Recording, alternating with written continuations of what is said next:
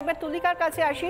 হাতিবাগান নবীনপল্লী বরাবরই নজর কাড়ে প্রত্যেক বছর পুজোতে, এবারে তাদের থিমের চমক কি তুলিকা?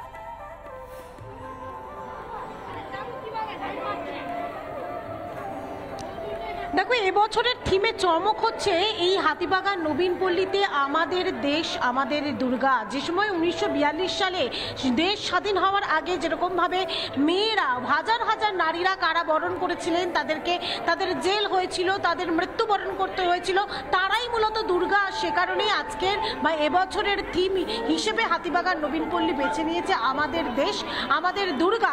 এবং এই দুর্গাকে দেখার জন্যই কাতারে কাতারে মানুষ আজকে ভিড় করেছেন। তার কারণ ঘড়ির কাছে এই মুহূর্তে সন্ধ্যে 7টা।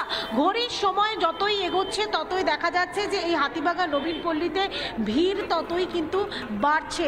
এবং কিছু কথা বলার চেষ্টা করব। প্রত্যেক বছরই কি আসা হয়? হ্যাঁ, আসা হয়। কেমন লাগছে আজকে? এখনো পর্যন্ত দেখে উঠতে পারিনি।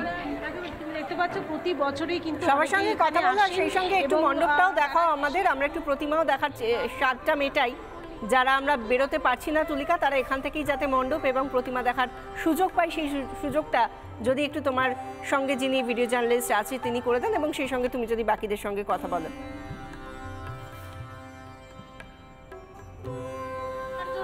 যে জায়গায় তুমি দেখতে পাচ্ছ এই মুহূর্তে, অমিতকে বলবে একটু ভিতরে যাওয়ার জন্য। এবং তুমি সেই ছবি দেখতে পাচ্ছ যেখানে আমাদের দেশ আমাদের দুর্গার যে থিম করা হয়েছে, যেখানে করেঙ্গে ইয়া মারেঙ্গে যে স্লোগান ছিল, যারা যারা যারা একসময় যারা স্বাধীনতা সংগ্রামী ছিলেন, আমি নিজে একটু চুপ করে সেই গান সেই মুহূর্তটাকে একটুখানি দেখানোর চেষ্টা করি।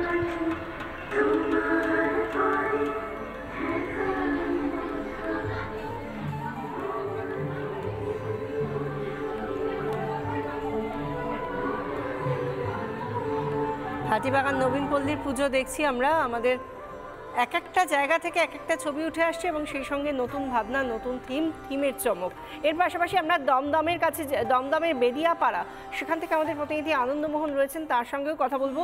আনন্দমোহন, বেদিয়াপাড়ায় এবারের পুজোয় কি দেখতে পাচ্ছ? পঞ্চমীর রাতে ভিড় কেমন এবং তাদের ভাবনাই বা কি?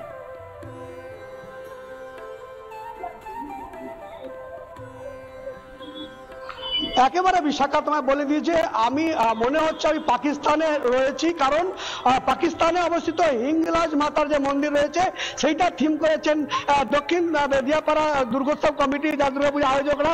এখানে দেখতে পাচ্ছ যে পুরো মণ্ডপ কিন্তু রয়েছে পাহাড়ের মধ্যে, অর্থাৎ এটা কিন্তু বালির পাহাড়। সেই বালির পাহাড় যেটা পাকিস্তানে যেরকম রয়েছে হিংলাজ মন্দিরে, সেই আবহ তুলে ধরা হয়েছে।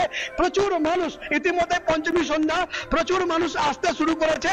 প্রথমে একটুখানি দেখতে, দাদা কেমন লাগলো? মনে কেমন হয়েছে? খুব দারুণ হয়েছে। এখানে আসেন প্রত্যেক বছর? হ্যাঁ, একদম। তুমি দেখতে পাচ্ছ যেখানে যারা আছেন, দিদি ভাই কেমন দেখলেন? ভালো, আমাদের পাড়ার পুজো খুবই ভালো, খুব ভালো লাগছে। মন্দির সুন্দর হয়েছে এখানে, একদম। এখানে দেখতে পাচ্ছ প্রচুর মানুষ কিন্তু আসছেন। দাদা, কি আপনারা কি থিম করেছেন যদি জানান আমাদের? আমাদের এবার থিম হচ্ছে আমাদের সুদূর অখণ্ড ভারতবর্ষের অন্তর্গত ছিল যে সতীপীঠ, আমাদের যে সতী মায়ের যে মস্তক যেখানে নিমজ্জিত হয়েছিল, সেই বালুচিস্তানের হিংলাজ মন্দির, সেই মন্দিরটাকে আমরা এবার আমাদের থিম হিসেবে তুলে ধরেছি। বালির পাহাড় দেখতে পাচ্ছি আমরা। হ্যাঁ, পাহাড় গুহা, যেখানে মা তার ভেতরে পূজিত হচ্ছেন, পুরোটাই আমরা তো আর বালুচিস্তানে আমাদের মতো যাওয়া সম্ভব না। আমাদের যে পাকিস্তানে 2টো সতীপীঠ আছে, এখন আমরা সেটাই তুলে ধরতে চাই। একদম একদম দাদা ঠিকই বলছেন যে আমরা অদ্ভুত সুন্দর লাগছে যে আজকে মা দুর্গার যেখানে আরাধনা চলছে, পঞ্চমী আজ, শক্তির আরাধনা, সেখানে অন্যতম সতীপীঠ পাকিস্তানে বালুচিস্তানে যেটা রয়েছে হিংলাজ মাতার মন্দিরকেই তুলে ধরা হয়েছে দমদমের বেদিয়াপাড়ায়। এবং নানা ধরনের কন্টেন্ট দেখার জন্য লাইক করুন, শেয়ার করুন আমাদের ফেসবুক পেজ, সাবস্ক্রাইব করুন আমাদের ইউটিউব চ্যানেল।